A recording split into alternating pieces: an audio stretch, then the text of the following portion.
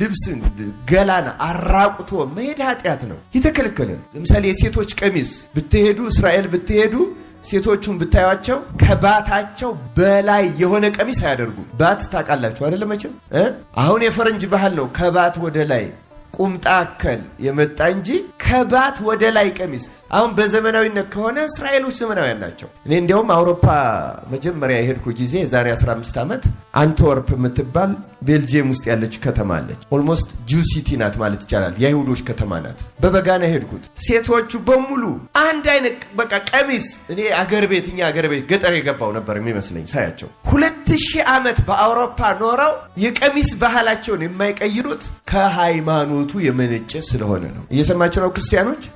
የቤተ ክርስቲያንን ባህል የአንድ ብሔረሰብ ባህል አድርጎ የመናገር ይሄ ተንኮል ነው። ነጭ መልበስ ለምሳሌ የአማራ የትግሬ ባህል አይደለም። አማራ ትግሬ ከቤተ ክርስቲያን ወስዶት ሊሆን ይችላል እንጂ ቤተ ክርስቲያን ከአማራ ከትግሬ አንድም ነገር አልወሰደችም፣ ልትወስድም አትችልም። እንኳን ከነሱ ክርስትናው ከተመነጨበት ከእስራኤል ባህል አልወሰደችም።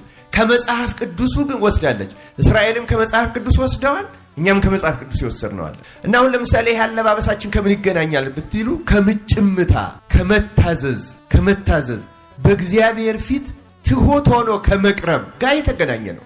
እና ዝም ብሎ ባህሉ እግዚአብሔር ራሱ እንደዚህ አይነት አለባበስ ስለሚያምረው አይደለም ይሄን ያደረገልን። ክርስቲያኖች የመጽሐፍ ቅዱስ ባህል ነው ስለምንል እግዚአብሔር እንዲህ አይነት አለባበስ ስለሚያምረው አይደለም። ልብስን ገላን አራቁቶ መሄድ ኃጢአት ነው፣ የተከለከለ ነው።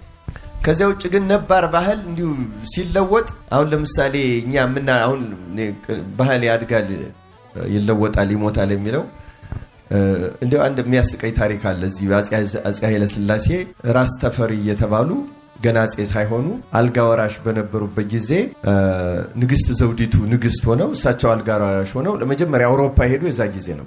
ይሄማ ባህላችን ሊለውጥ ነው ብሎ ሚኒስትሮች ምክር ቤት ተሰብስቧል። ጃንሆይ ጉዳይ አድርጎ እንዴት ሱሪና ኮት አደረጉ ተብሎ ማለት ነው። አሁን ይሄ እውነት ይመስላችኋል?